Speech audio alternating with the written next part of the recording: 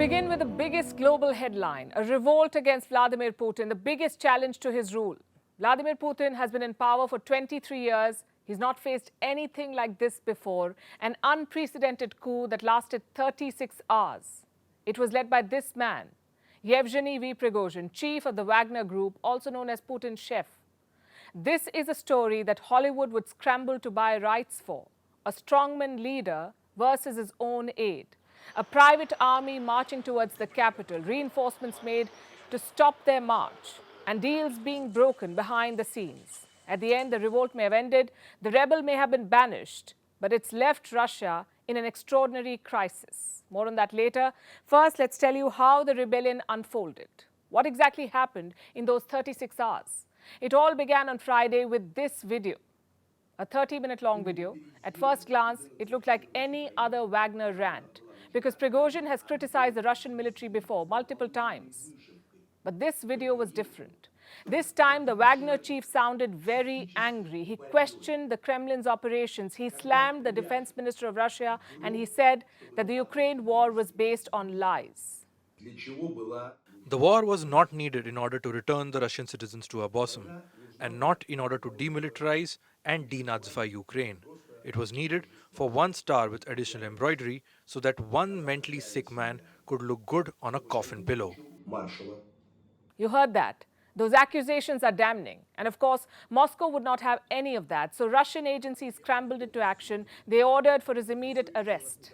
And this is where things start to boil over. Prigozhin said his fighters were approaching Rostov-on-Don. So Moscow sent troops there. Irrespective, Wagner forces took the city and they faced virtually no resistance. So by Saturday, they'd captured one Russian city. Riding high on their victory, they decided to aim for Moscow next, the capital of Russia. A huge column of Wagner vehicles set off for the capital. This is not a military coup. It is a march for justice. Our actions do not in any way interfere with troops. Obviously, the Kremlin was rattled. Moscow was their seat of power, and the Wagner mercenaries were coming for it. So Putin decided to address the nation. He called it a stab in the back for the country. Listen to this.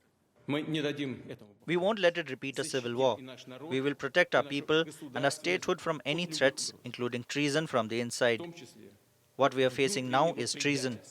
Unreasonable ambitions and personal interests lead to treachery, state treason, and betrayal of own people, and the common cause which Wagner fighters and commanders fought for along and died for alongside with other units and brigades.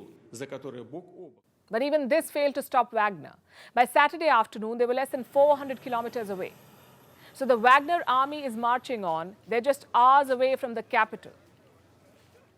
At a later point, they're some 250 kilometers away. That's when the unexpected happens. Prigozhin hits the mission abort button. Why?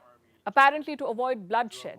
The Wagner chief says a compromise was brokered, not by Putin, but by Belarusian President Alexander Lukashenko.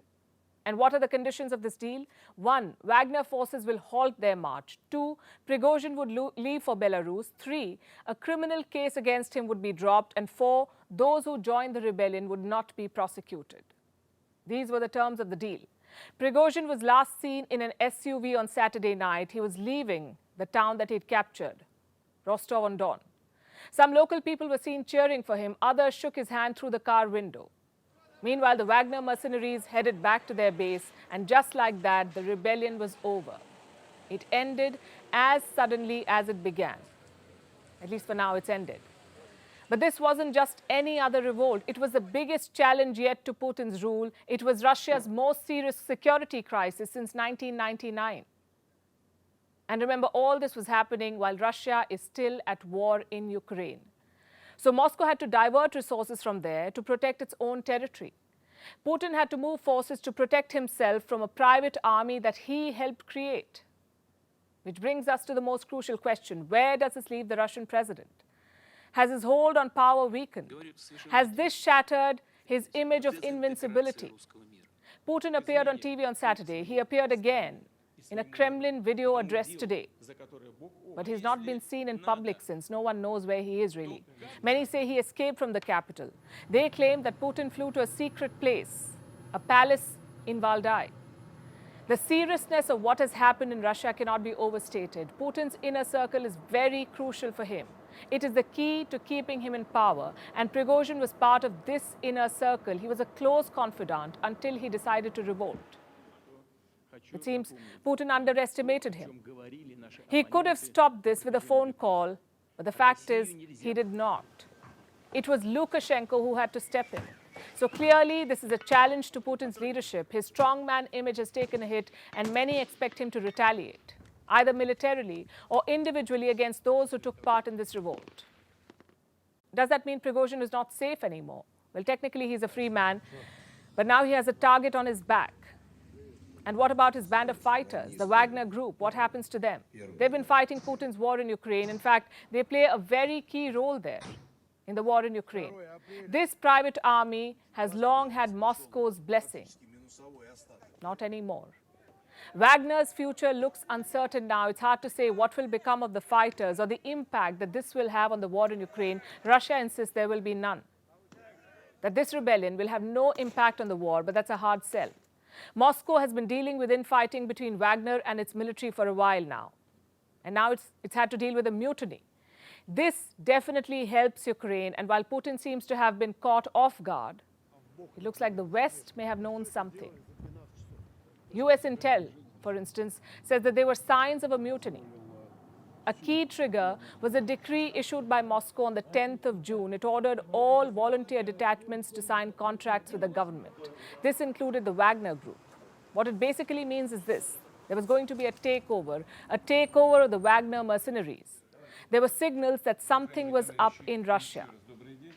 Then why did Moscow not act? It's one of the many unanswered questions here. The rebellion may have ended, like I said, but the cracks are showing. It could pose a challenge to Russia and to Putin's leadership.